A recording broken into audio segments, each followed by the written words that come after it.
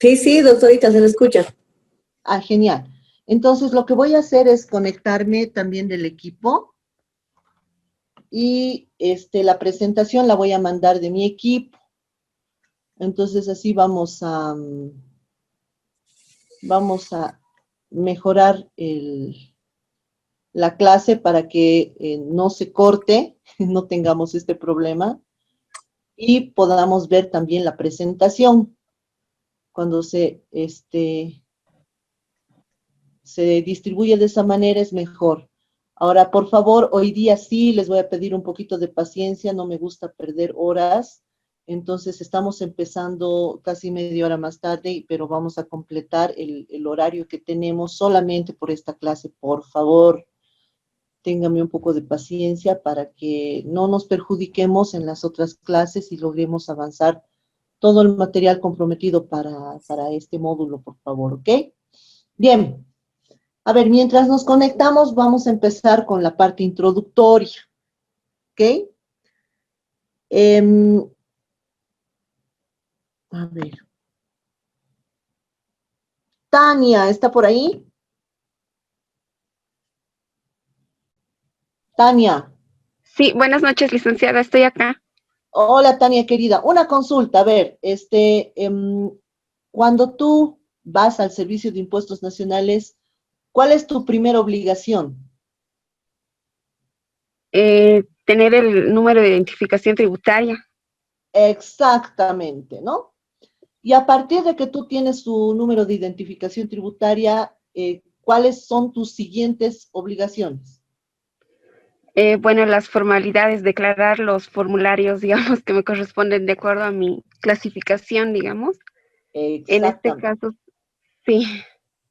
Si se trata de una empresa comercial, son pues el IVA, el impuesto a las transacciones, el IUS, si corresponde, y todo lo que corresponda, ¿no, licenciada? Perfecto. Muchísimas gracias. Bien. Está bien.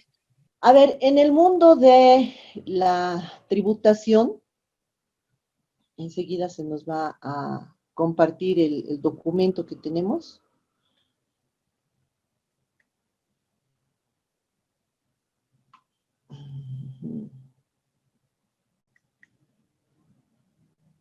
Ya.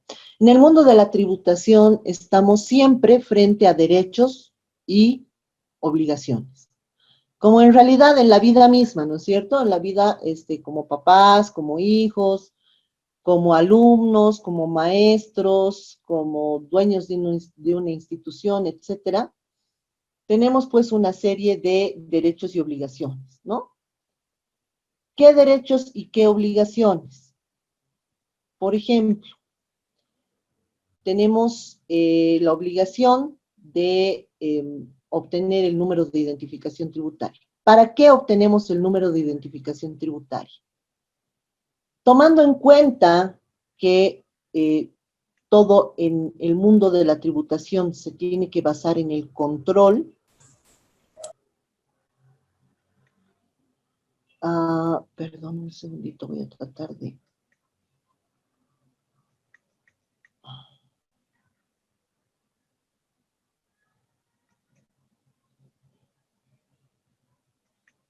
Perdón, un segundito, ahorita ya. El número de identificación tributaria permite establecer en un estado quiénes tienen la cualidad y calidad de contribuyente y quiénes no lo tienen, ¿no?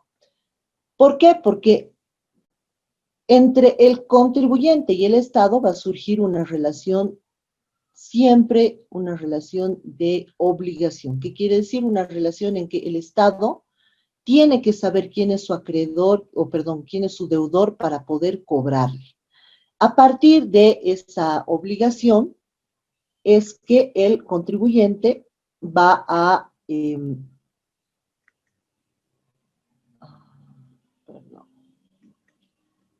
estoy nuevamente atascada. Voy a volver a ingresar, por favor, para poder compartir el documento, la presentación. Bien, entonces, la administración tributaria tiene que identificar quién es el deudor. No porque este deudor tenga la calidad de tal de manera personal y voluntaria, sino porque la ley así lo ha establecido. Nosotros hemos hablado de que a partir de la ley es que el contribuyente va a adquirir la calidad de deudor obligado. ¿Qué significa que él sea el deudor obligado? Que él, desde el punto de partida en que declara que tiene una actividad económica que está sujeta al cumplimiento de ciertos deberes, de ciertas obligaciones, y que además estos deberes y estas obligaciones van a dar por resultado objetivo la recaudación de un monto a favor del Estado, pues la administración tributaria tiene que establecer mecanismos de control para este contribuyente. ¿Qué tipo de mecanismos de control? ¿Quién es este contribuyente? La primera, que es la identificación, ¿no? ¿De quién estamos hablando? ¿Qué actividad está realizando este contribuyente? Y a partir de toda esta información, pues el contribuyente va a poder habilitarse a pagar tributos, va a poder habilitarse a cumplir con sus obligaciones. Y en general, el pago del tributo va acompañado con una serie de requerimientos, con una serie de requisitos que tienen que ver con la información que él tiene que presentar. ¿Para qué va a presentar esa información? Para ser mejor controlado, para que la administración tributaria pueda tener de manera objetiva toda la información económica de la actividad comercial, de la actividad mercantil, de la actividad sujeta a tributo del contribuyente. ¿Para qué? Para que este contribuyente pues pueda cumplir correctamente, para que el Estado pueda contar con recursos correctamente y además para que estos recursos pues puedan ser bien utilizados en favor de la población a partir del principio de redistribución. Entonces tenemos que el primer deber del contribuyente siempre va a ser el inscribirse, el obtener su número de identificación tributaria, ¿no?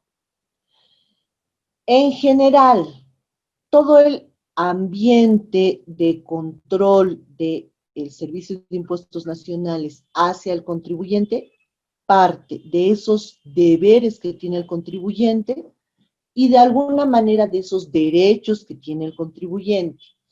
En una sociedad a todo derecho le corresponde una obligación. ¿Cuál en este caso viene a ser la obligación que tiene el contribuyente? La obligación que tiene el contribuyente es pagar correctamente los tributos. ¿Para qué va a pagar correctamente los tributos? Para que el Estado pueda contar con los recursos necesarios, ¿no? ¿Por qué tiene que contar el Estado con los recursos necesarios?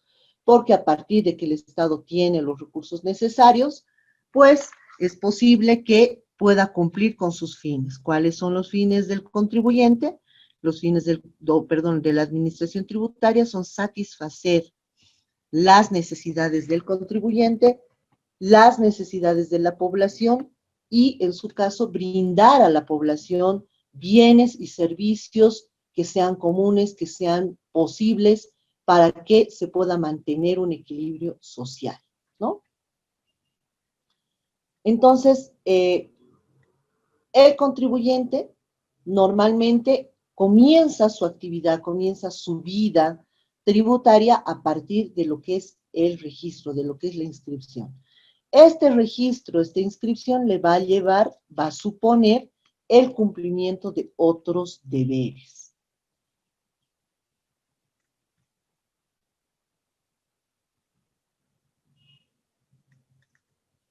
Bien.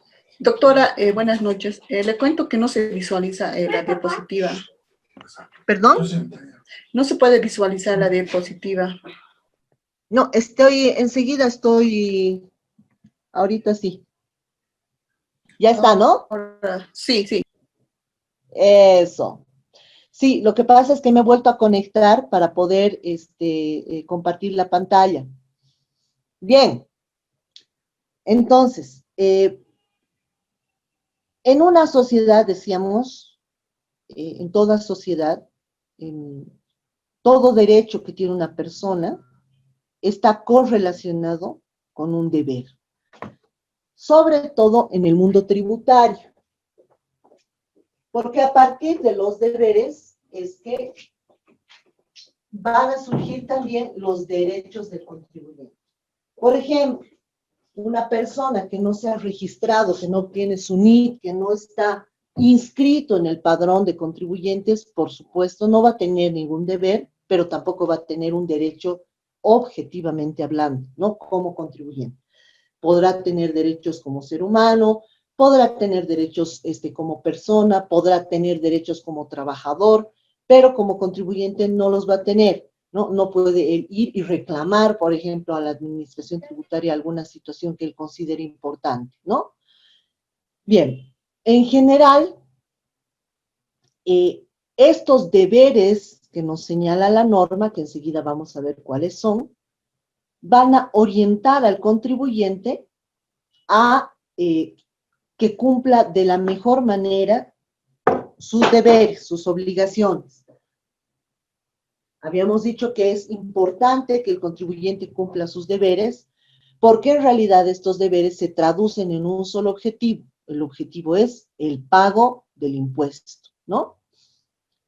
Y la administración tributaria va a imponer ciertos deberes, es decir, le va a obligar a la persona, a la empresa, a cumplir con ciertos deberes para poder controlar de mejor manera el cumplimiento de esta obligación principal o esta obligación material, que es el pago del tributo, el pago del impuesto, ¿no? Entonces, todo el régimen sancionatorio en materia tributaria, todo lo que son ilícitos tributarios, surge a partir de la idea de que alguien ha roto ese principio que es cumplir el deber establecido, ¿no? Inclusive en nuestra sociedad, cuando una persona rompe con una obligación, rompe con una norma, rompe con un deber, esa conducta es perjudicial a la sociedad. ¿Qué quiero decir? Esa conducta es sancionable, ¿no? Si, por ejemplo, una persona está conduciendo un vehículo y se pasa un semáforo en rojo, esa conducta está mal, ya es un incumplimiento, ¿no ve? Si además, pasándose ese semáforo en rojo, se choca con otro vehículo, eso ya puede ser un delito. Peor aún, si a través de esa conducta, pasar el semáforo en rojo, el contribuyente lastima, hiere o mata a una persona, eso ya es un delito mucho más grave, ¿no?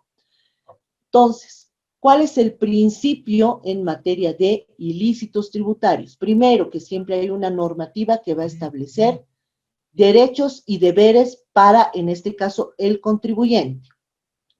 Segundo, que estos derechos y estos deberes son graduales. ¿Qué quiere decir? Hay derechos que son menos importantes que otros y hay deberes que son menos pesados, menos importantes que otros, ¿no? Y del incumplimiento de estas obligaciones surge lo que son los ilícitos tributarios. Un ilícito tributario es el incumplimiento de una norma tributaria, ¿no? O de una norma con contenido tributario. Las normas con contenido tributario tienen diferentes rangos. ¿Qué quiere decir? Pueden estar establecidas en una ley, pueden estar establecidas en un decreto, pueden estar establecidas en una resolución normativa de directorio, pueden estar establecidas en una resolución administrativa. Dependiendo qué norma voy a incumplir, se va a dar mayor o menor gravedad a la conducta, ¿no? No es lo mismo no pagar el impuesto, que hemos dicho que es la obligación más importante, la obligación formal, si ustedes quieren, que no presentar un documento, un libro de compras y ventas IVA, ¿no? Hay diferencia en las conductas y hay diferencia en la gravedad de esas conductas. ¿Qué quiero decir? O sea, es más grave no pagar que no presentar un documento que puede ser importante para la información del contribuyente, ¿no? Entonces, la generalidad se llama ilícito. ¿Qué quiere decir? El incumplimiento de una norma de contenido tributario preestablecido. Hemos dicho, esta norma puede tener mayor o menor rango, ¿no? Pero además, también la conducta puede ser más o menos grave. ¿Qué quiero decir? Otra vez, no es lo mismo que yo no pague porque no quiero pagar a que yo no pague porque no puedo pagar, ¿no es cierto? Hay diferencia, ¿no?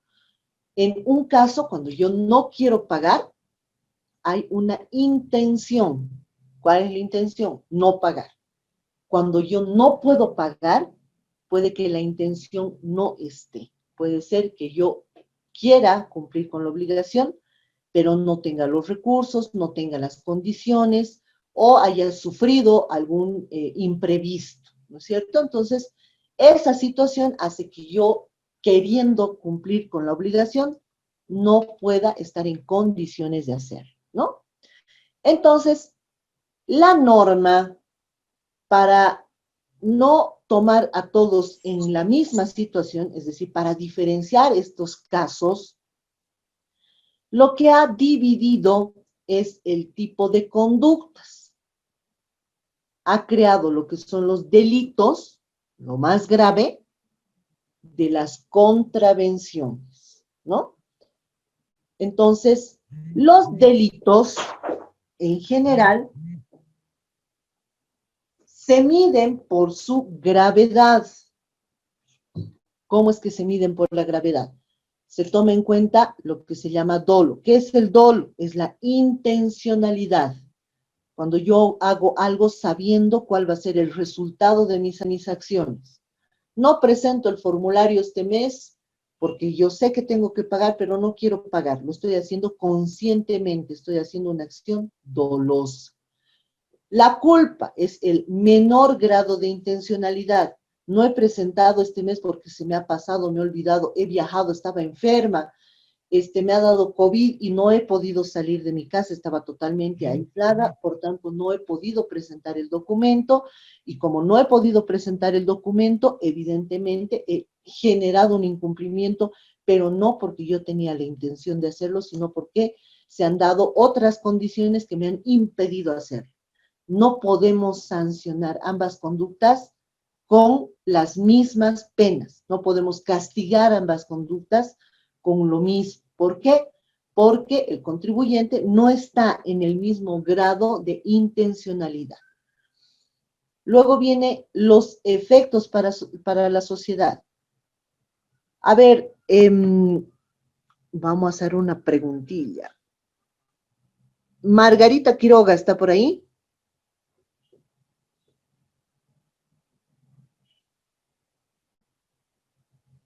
Margarita. Sí, licenciada, estoy acá. Sí, Margarita, buenas querida. noches, doctora. Gracias, corazón, buenas noches. Margarita, ¿qué pasa cuando una persona no paga un impuesto? ¿A quién? Le cargan de multa. Ah, claro, le cargan de multa porque le están ¿Aló? castigando, ¿no ve? Pero ¿quién se Sí, perjudica por cuando no no hay impuestos, haber cuando no hecho hay sus recaudación, declaraciones. cuando no hay dinero? ¿Perdón? ¿Quién se perjudica cuando no hay dinero, cuando no se recauda?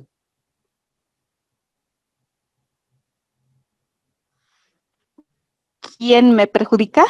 No, ¿quién se perjudica? ¿A quién le afecta cuando no hay dinero? Ah, mm, bueno, yo creo que a todos, ¿no? Porque todos nos perjudicamos cuando no hay dinero, porque estamos, bueno, a nivel profesional estamos trabajando porque hacemos aportes, pero cuando no hay no podemos hacer los aportes correspondientes. Se nos perjudicamos nosotros mismos, pienso. Ok, muy bien. A ¿Hola? ver, en general, los que se perjudican con la menor tributación somos todos en realidad. Y les voy a contar un ejemplo que se ha dado en mayo de este año. Ustedes saben, porque ustedes trabajan en el área contable, están bien relacionados con la administración tributaria, están al día con las resoluciones normativas, con los decretos, la parte operativa, ¿no es cierto? Cuando se Sí. presentó el problema de la pandemia, sacaron varios decretos donde decían, los pagos de impuesto a las utilidades de las empresas, como ahorita no están trabajando, se pueden pagar hasta junio, después lo llevaron a julio, después creo que lo llevaron a agosto, ¿no ve? Entonces, lo que pasa es que en enero hubo poca recaudación porque en diciembre la gente estaba susceptible, no hubieron muchas compras, todos estaban de pena, todos estaban ahorrando porque no se sabía lo que iba a pasar. En enero la situación estaba empezando a mejorar, ya más o menos todos estaban un poco más asentados. En febrero todavía no hubo el movimiento que suele haber en carnavales. En marzo, viene la pandemia. El 13 de marzo estamos todos en cuarentena y nada se mueve. La gente no compra, la gente no vende, todos en nuestras casas, no podíamos salir. Y bueno, ahí se produce un fenómeno importante. ¿Cuál es ese fenómeno? No hay movimiento económico, por tanto no hay recaudación. Pero además, lo que tenías que recaudar en abril, lo difieres para junio, julio, agosto, en algunos casos creo que hasta septiembre llegó, no estoy muy segura. Bien. El mes de mayo, las universidades públicas se declaran en quiebra. ¿Qué quiere decir esto? Al no haber recaudación, les afecta tanto a las universidades que ya no tienen para pagar sueldos. El mes de abril, los municipios empiezan a tener problemas de flujo de efectivo. No tenían plata para poder asumir los gastos de la pandemia, porque no habían recibido el importe, el porcentaje de coparticipación de los impuestos. ¿Por qué no han recibido su plata? Porque no ha habido recaudación. Y ese problema los municipios lo están arrastrando hasta el día de hoy, ¿no? Entonces, ¿qué pasa cuando no hay recaudación? Es difícil que el Estado pueda asumir gastos importantes de salud. ¿Cómo va a gastar si no está teniendo flujo? Entonces tiene que echar mano al chanchito. ¿Cuál es el chanchito? Son tus recursos del Banco Central, ¿no es cierto? Entonces, cuando no hay el pago del tributo, cuando se genera cultura de incumplimiento del tributo, afecta absolutamente a todos, afecta a los más necesitados porque es la gente que usa salud pública, afecta a los que utilizan educación pública. Este año, los chicos que estaban en colegios fiscales han sido los más perjudicados, porque no había manera de dotarles a esos establecimientos de los sistemas necesarios para que hayan clases virtuales, masivas, o tener otras medidas alternativas para que la educación llegue a todas partes y se pueda cumplir. ¿Por qué? Porque nos hemos atado al diferir pagos de impuestos a meses que de pronto también se ha facilitado, se ha simplificado, por tanto has tenido menos recaudación, ¿no?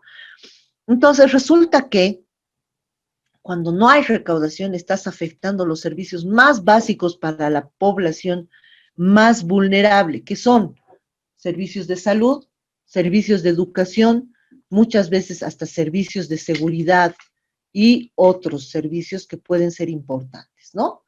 Entonces, en esta coyuntura, cuando en una sociedad hay mucha gente que no paga, no es uno el afectado, no es el Estado el afectado, no es el Servicio de Impuestos Nacionales el afectado, es la sociedad. Es el tener que restringir, por ejemplo, servicios de salud. Ya no vas a atender a, no sé, 100,000 personas con cáncer, porque no te va a alcanzar. Vas a tener que atender solamente a 50,000 o a lo que te dé el presupuesto. Entonces estás afectando a toda esa población que sin duda es la más vulnerable. Por eso es que en el mundo, no solamente a nivel de Bolivia, sino en el mundo, los delitos tributarios son considerados delitos graves, son considerados delitos que hay que sancionar con penas privativas de libertad. No sé si ustedes en algún momento han sabido del caso de Leo Messi.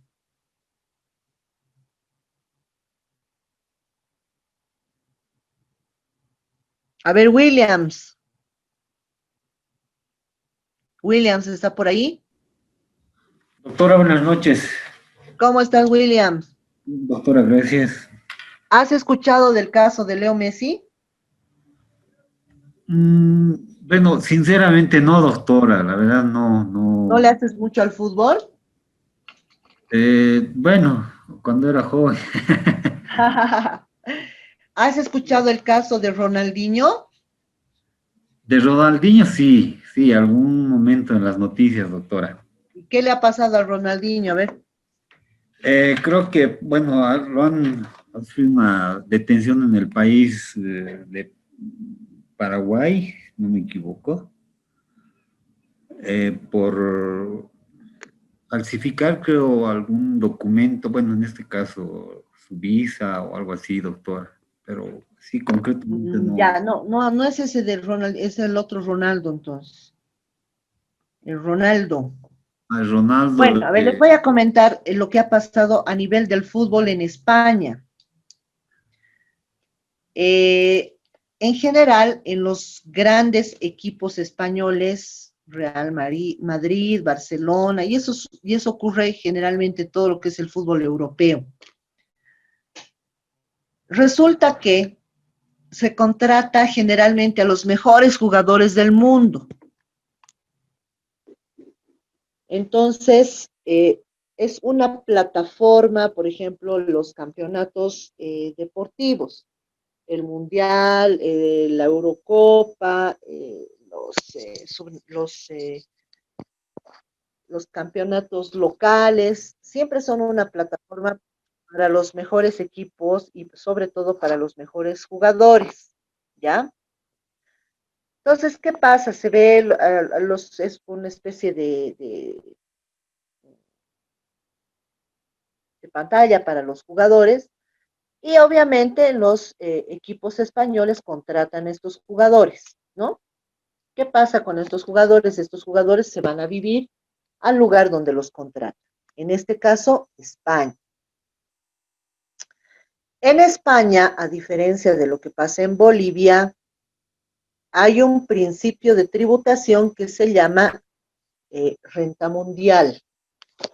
¿Qué quiere decir? Quiere decir que el español, el ciudadano español, o las personas que se domicilian en el Estado español, van a pagar por todos sus ingresos, no importa dónde les hayan pagado, ¿no? O sea, si por ejemplo a este Ronaldo le han pagado en Argentina, él no tiene que pagar impuestos en Argentina, tiene que pagar impuestos en España porque vive en España, está domiciliado en España, ¿ok? Entonces, resulta que los jugadores reciben un buen salario, les pagan muy bien, pero además, como son figuras públicas, les dan contratos de publicidad. Normalmente estos contratos de publicidad no se firman en el territorio de España, se firman en otros países. Hay Argentina, luego Brasil, en Europa también en otros estados. Y a estos jugadores se les paga porque puedan ponerse una marca X de zapatos, porque puedan usar una rasuradora o porque puedan usar una polera, ¿no? Entonces resulta que todo lo que estos jugadores cobran por jugar fútbol, pagaban impuestos en España porque les pagaban en España. Pero lo que ellos cobraban por esta publicidad, no pagaban en España y tenían sus cuentas fuera de España. Entonces el gobierno español hizo una fiscalización, así como nos hacen a nosotros, y llegaron a establecer que estos jugadores estaban evadiendo, es decir, no estaban pagando. Pero además de evadir, estaban escondiendo estos ingresos. ¿Qué quiero decir? Los estaban dejando en otros países para que no tengan que pagar en España, ¿no? Esto le pasó a Ronaldo, esto le pasó a Messi y a otros jugadores más, pero obviamente por la calidad de jugadores que son Ronaldo, Leo Messi, etcétera, ellos evidentemente recibían mejores ingresos por tanto publicidad como jugadores. Entonces resulta que el Estado español les dijo que debían un montón de dinero que no habían pagado, pero además, como no habían pagado, les dijo que iban a ir a la cárcel. ¿Por qué? Porque no pagar impuestos es un delito que debería sancionarse con la cárcel. Y evidentemente a ambos les dieron, creo que a Leonardo Messi le dieron una 24 meses de cárcel y a Ronaldo le dieron como 20 meses de cárcel, ¿no? No entraron a la cárcel porque ahí podían pedir que esa detención sea domiciliaria y que les permitan ir a trabajar, es decir, que les permitan ir a jugar fútbol. Pero sí ya tienen una sentencia condenatoria, o sea, es decir, ellos son considerados para todos los países gente con antecedentes penales, ¿no? A ver, Dalmin, ¿entendiste la historia de Ronaldo?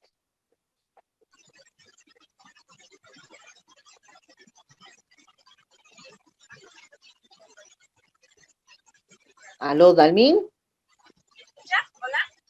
Ahora sí te escucho.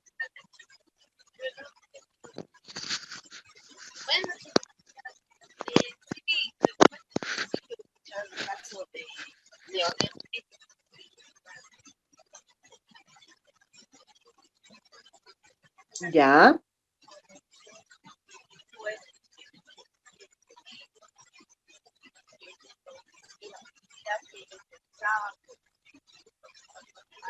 Dalmi, ¿me puedes hablar un poquitín más fuerte? Estoy escuchándote, pero muy bajito.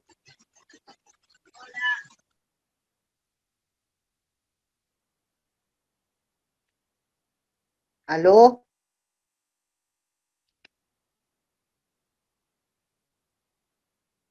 ¿Aló? ¿Se escucha? Ah, ya. Tiene mal el audio, Dalmin. Ok, está bien. A ver. Erika Aruquipa, ¿está por ahí?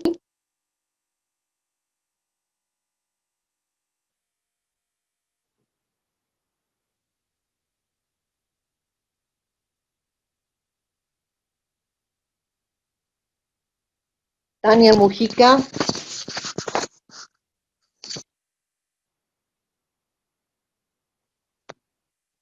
Tania. Sí, licenciada, acá. Ah, ahora sí. Tania, querida, ¿qué opinas de este tema de los jugadores de fútbol?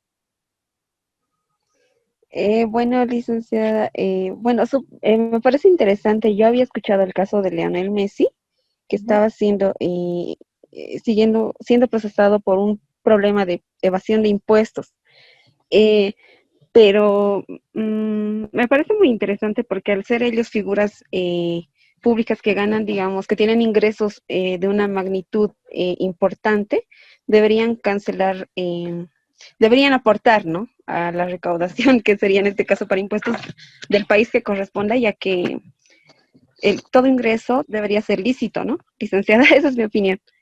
Claro, lógicamente, pero obviamente para que sea lícito tú lo tienes que registrar, ellos no lo habían registrado en su contabilidad incluso, ¿no?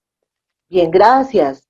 Bueno, es cierto, ¿no? Lo que pasa en este caso es que, gracias, Tan. Lo que pasa es que en este caso estos jugadores obviamente querían optimizar sus ganancias, como todo contribuyente, ¿no? Todos los contribuyentes en general buscan pagar menos impuestos, siempre. Esa es una constante. porque muchas veces sentimos que estamos pagando y no recibimos nada, ¿no? El hecho es que en la tributación esto es así, uno paga el impuesto, pero no está pagando porque le van a dar algo a cambio, no, no te van a dar un chocolate, no te van a dar un auto cuando pagas impuestos. Lo que estás haciendo es una especie de contribución a una olla común, de donde probablemente tú no vas a recibir nada porque tú tienes en tu casa, ¿no? Pues básicamente de eso se trata. Pero el que espera recibir de esa olla común que no tiene, cuando tú no aportas, sí se perjudica. Entonces, les decía, en general, en todos los países del mundo, este tipo de conductas se toman así como que muy lesivas, ¿no? Es decir, son conductas delictivas. Y los estados toman medidas para que esto no ocurra, ¿no? No sé si alguien conoce la historia, por ejemplo, de Al Capone.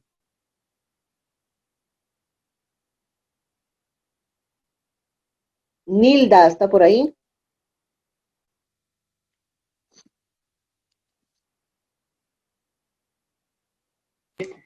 Licenciada, ¿cómo está? Nilda, querida, ¿conoces la historia de Al Capone? Creo que era un italiano Ujú, que era ladrón. sí. Él se dedicaba al narcotráfico y eso, doctora. Ya, en realidad, narcotraficante no era Al Capone. En rigor de verdad era un delincuente, sí, pero no, no era narcotraficante. ¿Qué pasó con Al Capone? Al Capone era traficante de bebidas, ¿no? Ustedes saben que en los años 20 en Estados Unidos se prohibió el consumo de bebidas alcohólicas, ¿no? O sea, era como hoy en día la droga. Entonces, ¿qué pasaba? Como todo tema prohibitivo, pues este señor Al Capone empezó a importar, a contrabandear, en otras palabras, bebidas alcohólicas, tenía diferentes lugares donde él había establecido bares clandestinos y empezó así, ¿no? Y además, a partir de este proceso de contrabando, él organizó la mafia italiana en Estados Unidos, ¿no? Era una organización tan poderosa, lo que se denomina la Cosa Nostra, que venía incluso de Italia, tenía conexiones internacionales, que a esta organización criminal nunca le pudieron probar nada, y sobre todo Al Capone, o sea, caían todos sus colaboradores, caían sus matones, caían todas las personas menos Al Capone. Al Capone nunca lo pudieron llevar a la cárcel. ¿Por qué lo llevaron a la cárcel Al Capone? ¿Quién sabe?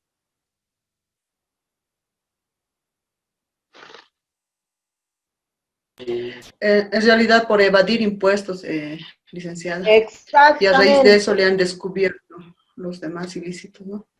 exactamente, ¿no? Al Capone fue a la cárcel porque no pagó impuestos, porque él tenía muchos ingresos, pero en la contabilidad se había identificado que él nunca pagó impuestos. Entonces, él fue a la cárcel, no porque era un delincuente traficante, porque era un contrabandista, porque él se dedicó a comercializar con mercancía prohibida, no, él entró a la cárcel porque no pagó impuestos. Entonces, obviamente, eso nos da a la idea de que en cualquier país no pagar impuestos es una conducta grave. O sea, no es una conducta menor, es una conducta grave, ¿no? De hecho, incluso hay hasta un dicho que dice, en la vida solo impuestos y la muerte es seguro, ¿no es cierto? Entonces, eso quiere decir que no solamente en nuestras sociedades modernas, sino desde el inicio de nuestra historia, el contribuir a una agrupación social, pues era importante, y el que no contribuye, por supuesto que está incumpliendo con las reglas sociales, ¿no? Bien, volvamos al tema de los ilícitos. Hemos dicho, es ilícito, se considera ilícito cualquier conducta que vulnere, que incumpla, que rompa con un deber establecido, ya sea en la ley, ya sea en un decreto supremo, ya sea en una resolución normativa de directorio, ya sea en una resolución administrativa, cualquier normativa que tenga contenido tributario, ¿no? Bien. También hemos dicho, en los ilícitos tributarios, estos incumplimientos se dividen por su gravedad, por el grado de intencionalidad o por el efecto que tiene en la sociedad en delitos, que es lo más grave, y contravenciones, que es lo menos grave, ¿no? Pero en cualquiera de los casos, ya sea delitos o ya sea contravenciones, siempre va a haber una sanción preestablecida. ¿Qué quiere decir? Siempre esta conducta que es negativa, que es nociva para la sociedad, se va a castigar, ¿no? ¿Cómo se va a castigar? En el caso de los delitos, el castigo, la sanción, es la pena privativa de libertad. Sí, uno puede ir a la cárcel por un delito de contenido tributario. En el caso de las contravenciones, uno siempre va a pagar una multa, ¿no? Entonces, básicamente, la sanción en general se aplica en función a la gravedad. Puede ser desde la cárcel hasta inhabilitaciones o multas o clausuras, ¿no? Dependiendo del tipo de conducta. Bien. Entonces, todo lo que implica el régimen sancionatorio en una estructura tributaria, en la normativa tributaria, siempre va a diferenciar lo que es el delito de lo que es la contravención en referencia a lo que es la gravedad del hecho. ¿A quién perjudica? Perjudica a todos, perjudica a algunos, perjudica solamente a uno, ¿no? Y en función a eso se va a aplicar diferentes tipos de sanciones, ¿no? En general, las sanciones que castigan las conductas menores o contravenciones son de diferente naturaleza, ¿no?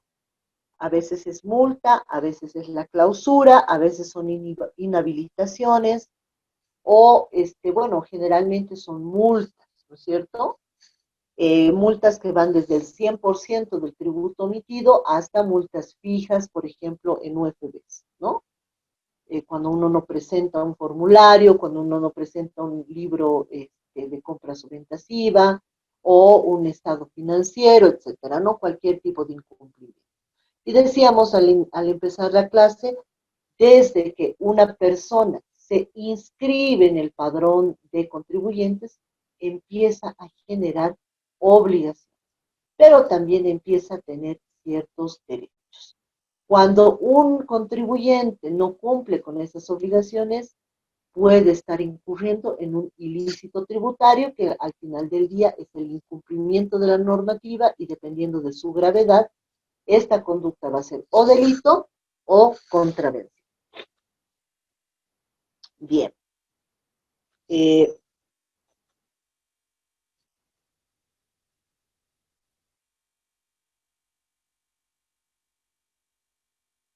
Bien. Hemos dicho, desde que el contribuyente obtiene su número de identificación tributaria, va a tener deberes, obligaciones y va a tener derechos. Vamos a empezar un poco por lo amable, ¿no? ¿Cuáles son sus derechos? Y también estos derechos tienen mucha relación con lo que es el procedimiento sancionatorio, es decir, cómo es que la administración va a castigar el incumplimiento de parte del contribuyente. ¿Sí? Esto quiere decir que el contribuyente, además de tener los derechos a información, etcétera, tiene el principal derecho de que cuando se le va a sancionar, se siga un procedimiento adecuado, se siga un procedimiento correcto, se cumplan plazos, se cumplan formalidades, y a esto se llama debido proceso. Ese debido proceso tiene que ver con los derechos que tiene el contribuyente, ¿no? Vamos a ir empezando por los enumerando los derechos, pero también vamos a ir estableciendo cuáles son las características de cada uno de estos derechos, ¿no? Primero, el contribuyente tiene derecho a ser informado y asistido en el cumplimiento de sus obligaciones. Aquí pregunto, Carmen Rosa, ¿está por ahí? Hola, buenas noches. Querida Carmen Rosa, cuando tú vas al Servicio de Impuestos Nacionales y quieres obtener tu NIP, ¿te dan cierta información? Sí, doctora, pero la verdad, al menos aquí en la regional, acá donde yo estoy, no es completa la información que nos dan. Más dan el catálogo de las actividades y escoja, o sea, no nos brindan la total atención al contribuyente. O sea, yo como conocedora de más o menos del tema tributario, pero si yo que soy conocedora algunas veces no me atienden adecuadamente, hay otras personas que con menor grado de entendimiento van y a cualquier actividad les escriben. La verdad, en ese aspecto no estoy muy conforme con la atención que dan impuestos nacionales, los funcionarios, ¿no? Ok, bien. Evidentemente, los contribuyentes muchas veces obtienen su número de identificación tributaria como una especie de requisito, ¿no? En algunas instituciones le dicen, usted quiere hacer tal cosa, necesita NIP. Entonces, claro, el contribuyente va, saca su NIP, que no es difícil sacar el número de identificación tributaria, pero ahí empieza un gran problema y la brecha entre el contribuyente y la administración tributaria. Al contribuyente no le dicen que el obtener el NIP le va a generar obligaciones periódicas, ¿no? ¿Qué quiero decir? Que tiene que presentar cierta documentación, que todos los meses tiene que declarar, que todos los meses tiene que presentar formulario, que tiene que hacer libros de compras y ventas IVA. Nadie le dice al contribuyente qué es un libro de compras y ventas IVA o cómo lo puede llenar. Nadie le informa al contribuyente de acuerdo a su actividad qué tipo de facturas le pueden servir o no. Entonces hay una serie de información que se pasa por alto y que se preentiende que el contribuyente sabe o debería saber, ¿no? Entonces esto no necesariamente es correcto. Entonces, ¿qué puede hacer el contribuyente? Pues el contribuyente tiene todo el derecho del mundo de preguntar hasta el cansancio qué es lo que él puede o no hacer con su número de identificación tributaria y qué obligaciones le conllevan obtener el número de identificación tributaria. Por eso he empezado este módulo señalando la importancia que tiene la obtención del número de identificación tributaria para el contribuyente, para la administración, pero además las obligaciones que conlleva el tener este número de identificación tributaria, este NIT. El tener NIT no solamente es, digamos, un estatus, el tener NIT involucra el cumplimiento de muchas obligaciones, sobre todo lo que llama la administración tributaria deberes formales, ¿no? Bien. Entonces, primer derecho del contribuyente es ser informado, ser asistido en el cumplimiento de sus obligaciones, que le expliquen cómo llenar el formulario, que le expliquen qué tiene que poner, que le expliquen cuáles son los conceptos que le sirven, por ejemplo, como crédito fiscal, cuáles son los que él tiene que declarar como débito fiscal, cuánto tiene que pagar, cuál es el importe aplicable a sus ingresos por impuesto a las transacciones, cómo es que tiene que declarar el impuesto a las utilidades. Él tiene todo el derecho de estar debidamente informado. El segundo derecho del contribuyente tiene que ver con las solicitudes que puede plantear el contribuyente, ya sea verbalmente o por escrito, ¿no?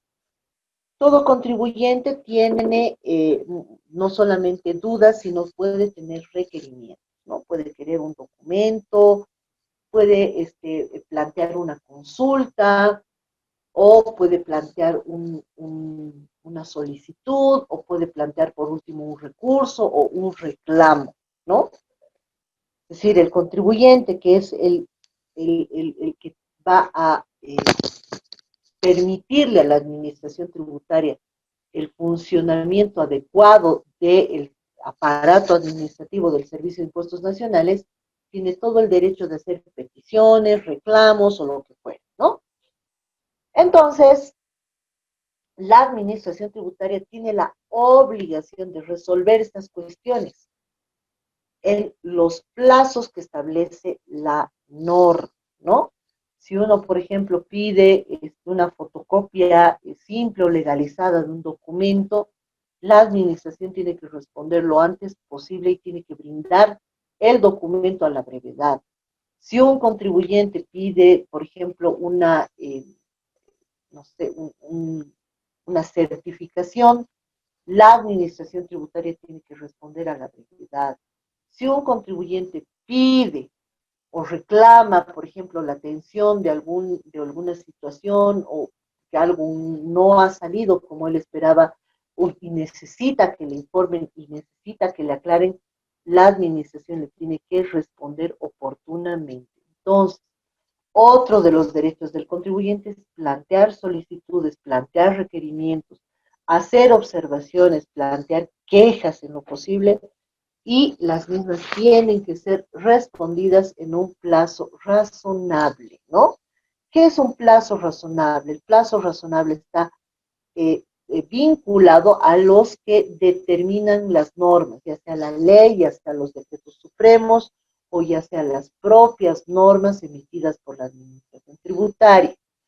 En general, la administración tributaria se rige por plazos y procedimientos que la misma administración establece, como está creo que en el material que les he pasado, está, por ejemplo, la resolución normativa de directorio que establece sanciones o su resolución sancionatoria o los procedimientos para aplicar estas sanciones. Y ahí se establecen plazos que la propia administración se ha puesto y por tanto tiene que cumplir, ¿no? Entonces, en ese sentido, la administración tributaria tiene que cumplir necesariamente con estos plazos y términos, ¿no? No solamente porque ella ha establecido sus propios plazos, sino por respeto al contribuyente, porque ese es su derecho. Hasta acá, ¿hay alguna consulta, algún comentario o algo que alguien quiera hacer? Doctora, una Adelante, consulta. Carmen. En el primer derecho del contribuyente que menciona ser informado y asistido en el cumplimiento de sus obligaciones, ¿se podría introducir el hecho del cálculo de la cálcula de las obligaciones tributarias en la calculadora tributaria? Porque lo que ocurre por lo general con algunos clientes que tengo es que en su portal evidentemente sale los pagos por defecto, pero en la calculadora sale diferente, con un boliviano de diferencia por lo general. Y cuando los contribuyentes se apersonan a plataformas, les mencionan de que no es tanto la obligación de ellos poder asistir, que la calculadora tributaria evidentemente es una calculadora referencial que no tiene el aspecto legal o jurídico que se merecería. Mencionan que es responsabilidad de ellos, o sea, del contribuyente en realidad, en su caso del contador. ¿No? ¿Cómo se puede subsanar este hecho? Porque dice, ¿verdad?, asistir en el cumplimiento de sus obligaciones. Si ellos ya han brindado un instrumento o una herramienta en su plataforma, ¿no tendría que ser esta ya, por así decirlo, legalizada? Esa sería mi consulta, doctora. Gracias. Ay, gracias, es muy buena pregunta. A ver, evidentemente, la administración tiene que facilitar al contribuyente para que él pueda cumplir correctamente sus obligaciones. ¿Qué significa facilitar? Tiene que promover que el contribuyente cumpla de forma voluntaria, ¿no? Pero obviamente el contribuyente, como el mismo servidor de la administración, es un ser humano, ¿no? Este ser humano puede haberse equivocado, puede haber tenido una falencia, haber hecho un mal cálculo o una actualización incorrecta. Para eso, la administración en alguna oportunidad dijo, le simplificaremos la vida al contribuyente y publicó su calculadora tributaria. Evidentemente, en el sistema, esta calculadora tributaria tiene un desfase, que quiere decir, no es que calcula correctamente algunos datos, muchas veces induce al contribuyente a un error, ¿no? Evidentemente, no es que esta calculadora esté fuera de la norma, o sea, una herramienta que de buena gente la administración tributaria está brindando al contribuyente. De hecho, el momento en que la administración tributaria ha publicado esta herramienta, ya le ha dado al contribuyente lo que se denomina derecho adquirido, que quiere decir, ya le ha dado un beneficio que ya no le puede quitar, ¿no? Y más bien debería tender a mejorar este beneficio. El problema con la calculadora es que a nivel técnico nunca se ha podido ajustar este desfase que tiene, porque la variación de la UFB es, ¿cómo podríamos decir? Es fluctuante, ¿qué quiere decir? La UFB va a variar todos los días y la variación de la UFB no se carga automáticamente a la calculadora tributaria. ¿De que se puede resolver? Por supuesto que se puede resolver, todo se puede resolver en esta vida. Pero evidentemente habría que incidir, digamos así, en que entre la Administración Tributaria, Servicio de Impuestos Nacionales y el Banco Central de Bolivia, que es el que publica el dato de la UFB, se establezca un enlace, que esto no creo que cueste mucho, informático, para que el dato del valor de la UFB se cargue todos los días a la calculadora tributaria, para que la calculadora tributaria tenga el insumo correcto para poder hacer el cálculo de las actualizaciones al día de pago, ¿no? A la fecha de pago. No sé si es satisfecho, Carmen Rosas, tu pregunta. Sí, doctora. Sin embargo, lo que me gustaría, no sé, ¿no? El tema de, todavía no nos han dado los parámetros para poder realizar el trabajo de monografía. Tengo entendido que tenemos que realizar. Me gustaría abordar esta parte como un trabajo de monografía y quería más o menos conocer su punto de vista de cómo pudiese abordar este tema, cómo podríamos plantear de repente a la administración tributaria para que esta calculadora tributaria, le repito, sea eficaz, ¿no? Y sea certera, que no haya problemas futuros con los contribuyentes. Claro que a partir de la publicación de la ley 812 ya es menos las sanciones o las sanciones que se rigen por la omisión del pago de la deuda tributaria o las diferencias ya son menos gravosas que antes ocurría, que era el 100%, pero aún se fiscaliza esas gestiones y todavía las contravenciones a algunos funcionarios siguen cargando con el 60%, el 100% de la deuda tributaria como omisión al pago, ¿no? Entonces, Claro. repito, por esa situación le preguntaba esta No, parte. está bien. Yo creo que lo puedes enfocar desde el punto de vista del derecho adquirido. ¿Para qué? Porque, otra vez, la administración, cuando ha publicado esta calculadora, al contribuyente le ha dado un beneficio, ¿no? Le ha dicho, para que tú hagas tu cálculo y no tengas que ir al contador, no le tengas que pagar, toma esta herramienta, porque es una herramienta, ¿no ves? ¿Qué ha pasado con la herramienta? Había tenido un desfase técnico, que no es culpa del contribuyente, que lo puede corregir la administración, lo puede corregir. Entonces, evidentemente, muchas veces, a mí también me ha pasado, uno va a la administración y le dice, sí, puede usar la calculadora, pero es su responsabilidad si el cálculo está mal. Tiene que cruzar el dato con su contador. Entonces, ¿para qué ponen la calculadora? Por eso digo, es un derecho adquirido, no le puede quitar, debería mejorarlo. ¿Cómo lo va a mejorar? Pienso que a través de un convenio con el Banco Central de Bolivia, donde el dato de la UFB se cargue al día con la calculadora. Hay que hacer algún otro ajuste para que no tenga este desfase. Perfecto, hagan el ajuste. Es un tema técnico que la administración debería hacer, pero no puede quitar la herramienta porque ya el contribuyente ya usa ese beneficio y ya lo tiene como algo que le corresponde, y es un derecho adquirido, ¿no? A eso me digo. Sí, doctora, gracias. Ok, listo, bien. ¿Cuál es el otro derecho que tiene el contribuyente? Solicitar certificaciones o copias de las declaraciones, ¿no? A ver, ¿qué carácter tienen las declaraciones que hace el contribuyente ante la administración tributaria? Andrea, ¿está por ahí?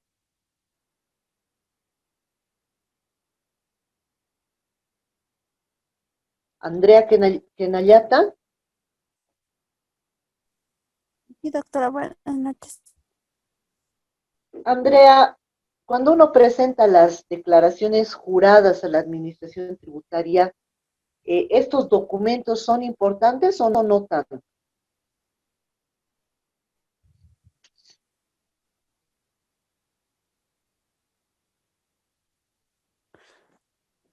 Claro, doctora, son importantes. ¿Por qué son importantes? Cuando llegue la fiscalización, bueno, nos sirve porque nos sirve de respaldo. ¿Ya? ¿Qué más? ¿Solo por respaldo?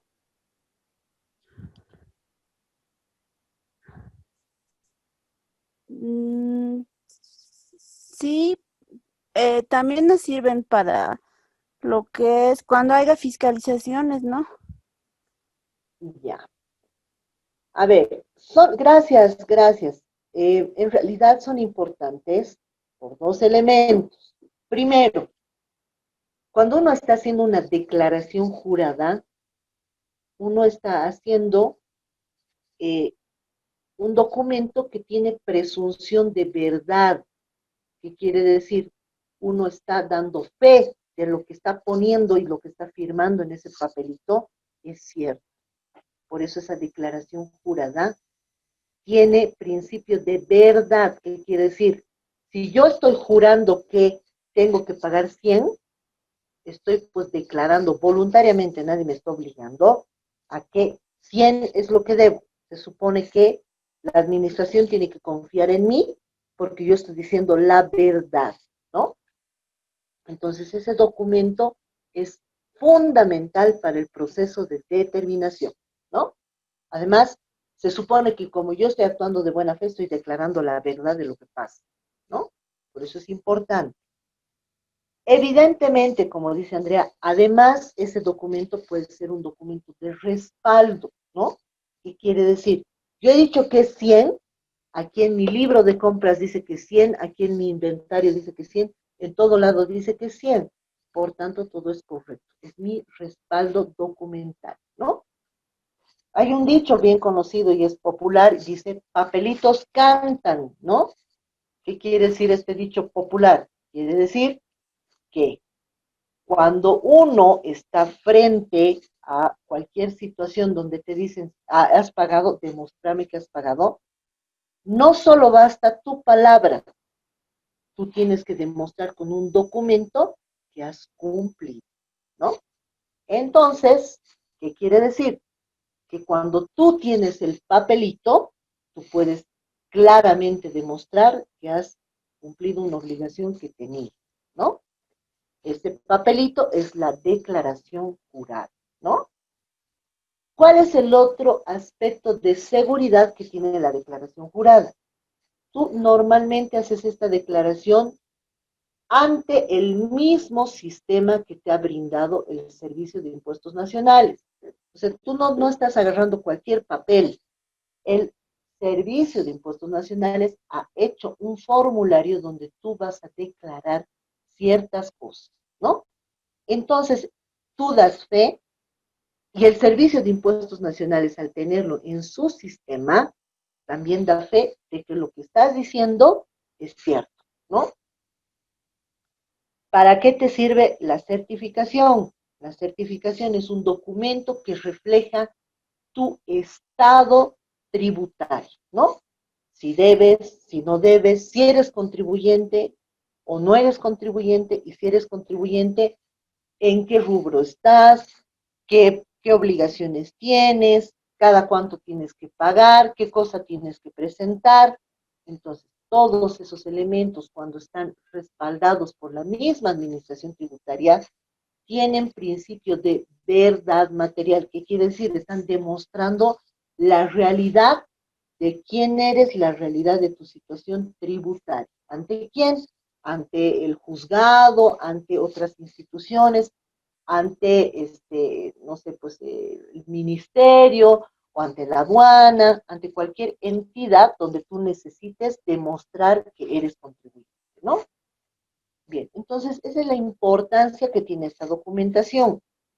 Si esta documentación es tuya y tú la presentas a la administración tributaria y en algún caso necesitas que la administración tributaria respalde lo que tú estás diciendo, tienes todo el derecho de que la administración tributaria lo haga. ¿Qué quiero decir?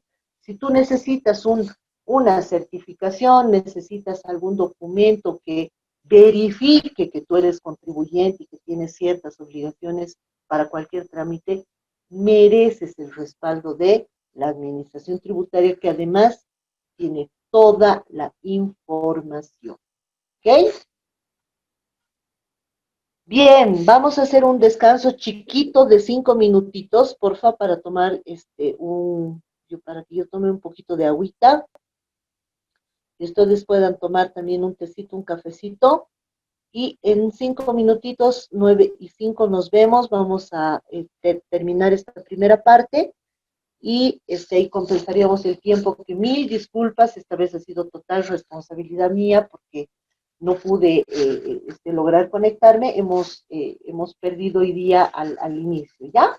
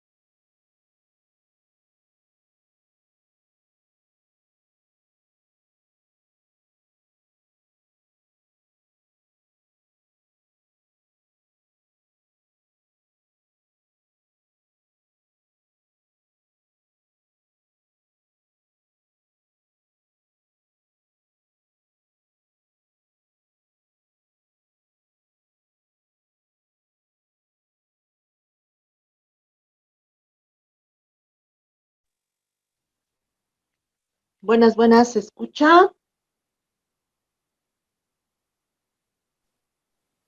Sí, doctora, se escucha. Oh, muchas gracias. Bien, decíamos que toda la documentación que está registrada ante la administración tributaria puede ser útil al contribuyente porque es su información, ¿no? O sea, no solamente es parte de, sino es su información. Y esa información le pertenece al contribuyente. Por tanto, si el contribuyente requiere copias, requiere certificaciones, la administración le debe dar. Pero el hecho de que la administración le brinde información al contribuyente implica que está respaldando la veracidad de esa información. Por eso es que en materia procesal la información que el contribuyente presenta y ha sido obtenida de los archivos de la propia administración tributaria tienen fe probatoria. ¿Qué quiere decir? No se puede dudar de esa documentación, ¿no? Esa documentación tiene principio de verdad, ¿no? Bien. Además de poder solicitar certificaciones, copias de las declaraciones, el contribuyente tiene derecho a la reserva y confidencialidad de sus datos, informes, antecedentes, documentación contable presentada ante el Servicio de Impuestos Nacionales. ¿Por qué será que el contribuyente tiene el derecho de tener confidencialidad y por qué será que hay obligación de la administración tributaria de no divulgar la información del contribuyente? Mayra, ¿está por ahí? Buenas noches, doctora. Hola, Mayra. ¿Me entendiste la pregunta, Mayra? Sí, doctora. A ver, ¿por qué será? Yo pienso, doctora, que si bien, digamos, al contribuyente se le da un usuario y contraseña, tengo entendido, es para que solamente el contribuyente sepa lo que se está declarando, o sea, lo que está haciendo la declaración, como usted indicaba, en el portal de impuestos nacionales. O sea, yo lo veo en ese aspecto que es de reserva y la confidencialidad de los datos que la administración tributaria no puede divulgar la información que el contribuyente realiza, ¿no? Al momento de hacer las declaraciones. Ya, pero acá lo que está diciendo es que está bien, el contribuyente ha presentado la información, se entiende que esta es cierta, pero te está diciendo él tiene derecho a que se reserve la información, es decir, que no se divulgue, que no venga Juan Pérez y diga, a ver, yo quiero la información de Susana Ríos, denme todo. ¿Se puede eso? No, doctora, como le digo, yo creo que por eso les dan un usuario y contraseña, que es personal, que está a nombre del contribuyente. Ya. Pero bueno, digamos que no solamente es eso, digamos que viene, por decirles, el diputado Juan Pérez, ¿ya? Y el diputado Juan Pérez le tiene bronca a Susana Ríos, es a manera de ejemplo, ¿no? Entonces dice, yo creo que, a ver, ¿cómo le puedo hostigar a esta persona? Dice, uy, ya, no debe estar pagando impuestos. Entonces agarra y dice, petición de informe, quiero saber si Susana Ríos está inscrita, quiero saber qué paga, quiero saber cuánto paga y quiero copias de sus declaraciones del último año. ¿Eso puede pasar? Yo creo que no, no, doctora. Ya, ¿por qué? Porque como si bien dice y es confidencial, o sea, debe ser la información, debe ser reservada, o sea, no se puede divulgar la información a cualquier persona, yo supongo. Está bien, muy bien. Evidentemente la información es reservada. ¿Por qué? Porque puede suceder que a partir de esa información individualizada le puedan hacer daño al contribuyente. Digamos, reciben esa información y se dan cuenta, pues, que este contribuyente, Susana Ríos, había tenido $1.000.000, había ganado en la gestión pasada. Entonces dicen, pucha, esta persona tiene $1.000.000, la extorsionaré. O por último, se puede utilizar mal esa información, se puede duplicar, se puede servir para actos delictivos o puede servir en algunos casos hasta por competencia desleal, ¿no? Entonces resulta que esa información en todo el mundo, en todas partes del mundo, es reservada porque le pertenece al contribuyente. ¿Quién es el único que puede pedir? El mismo contribuyente. Cuando pide certificación, cuando pide copias de sus declaraciones, cuando pide, por ejemplo, cuando pregunta, quiero saber si debo, de dónde debo, eso le pueden dar al contribuyente, pero no le pueden dar a un tercero. Un tercero es X persona que no tenga relación con el contribuyente o incluso teniendo relación, no se puede brindar esta información. Pero hay alguna información que sí se puede dar. ¿Qué tipo de información será que la administración puede divulgar y publicar? ¿Quién sabe?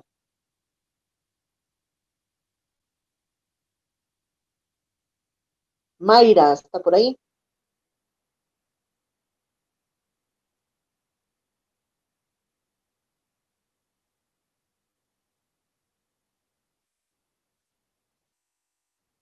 Roselín Tinini, ¿está por ahí?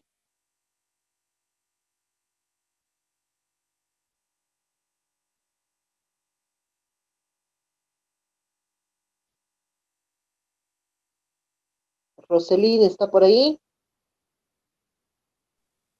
Buenas noches, doctora. Hola, Roselín. ¿Qué información podría brindar el contribuyente? O, perdón, la administración tributaria. Y de hecho la publica.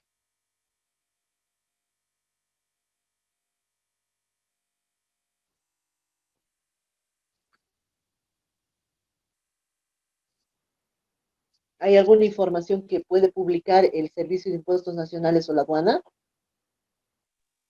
Nuevas normativas, nuevas Y de RNDAs, recaudaciones. actualización.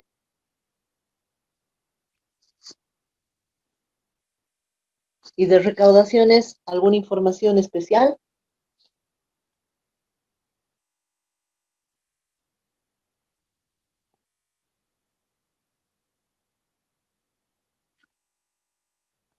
Bien.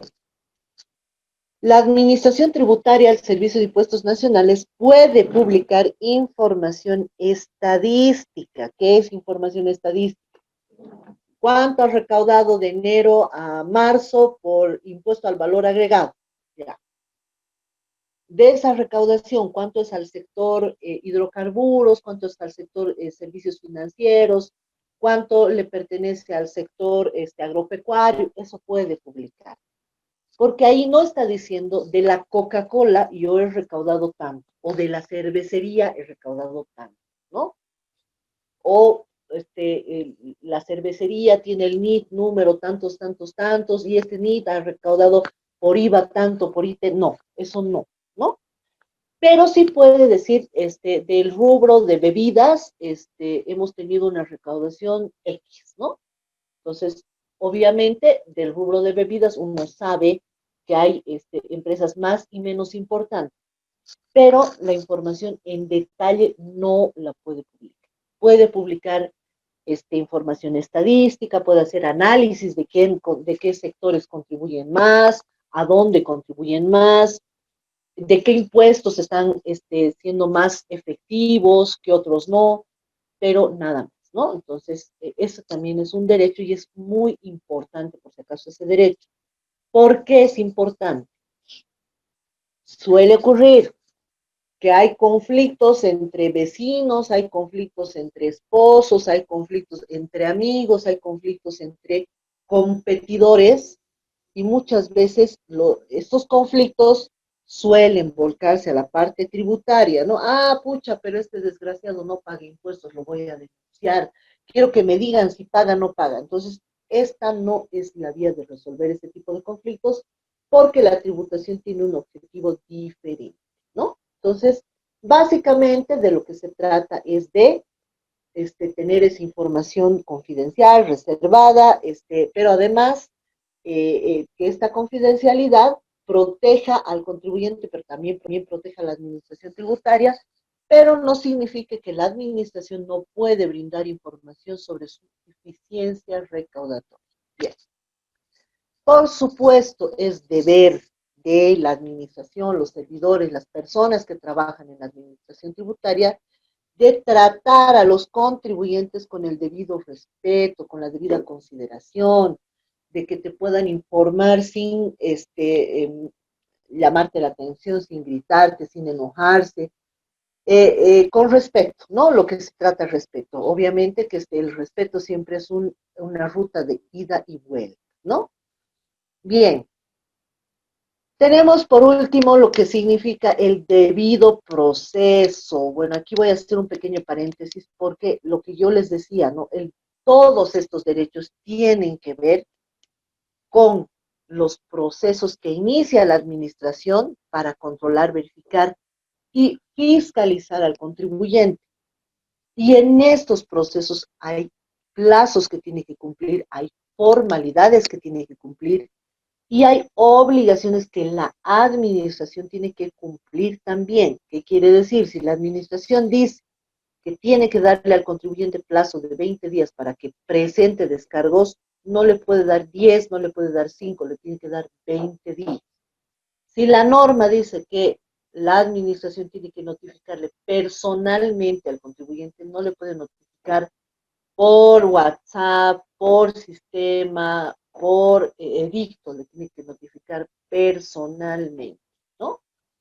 Todas estos pasos de procedimiento, estos plazos, estas situaciones tienen que cumplir la administración tributaria para que se garantice al contribuyente que le están respetando sus derechos. Esto se llama debido proceso. ¿Qué quiere decir? Que si te acusan porque no has pagado, tú tengas derecho de defenderte, que te escuchen, que puedas presentar pruebas, que no te limiten la presentación de pruebas. Si para presentar pruebas tú tienes que pedirle copia legalizada a la administración que te den, pero además que cuando presentes pruebas, la administración las pueda considerar, porque no sirve de nada que el contribuyente presente pruebas, pero que la administración ni siquiera las revise, que la administración no las considere, que la administración haga caso omiso de las pruebas y siga adelante como si nunca hubieras presentado, ¿no? ¿Qué más? Que tú puedas defenderte, que si la administración te está diciendo has incumplido, has cometido contravención, tú digas, no, no he cometido, aquí está el documento, yo he presentado oportunamente. Es decir, uno pueda presentar descargos, uno pueda asumir defensa, ¿no? O sea, de eso se trata el debido proceso. Y por supuesto que el debido proceso también tiene que ver con la posibilidad de que el contribuyente conozca el estado de la tramitación de los procesos tributarios. ¿Qué quiero decir? Si, por ejemplo, le han iniciado al contribuyente una fiscalización, que él sepa que le han iniciado una fiscalización y que sepa por qué. Que si es IVA, que si es IT, que es por qué periodo, si es parcial, si es total, de qué se trata, para que él también a su vez pueda juntar los documentos y poder presentar sus descargos. Bien, hasta ahí hay alguna pregunta.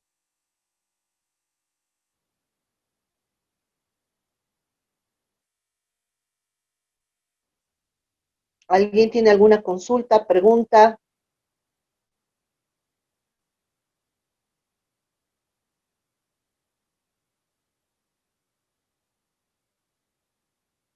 Williams, ¿alguna pregunta?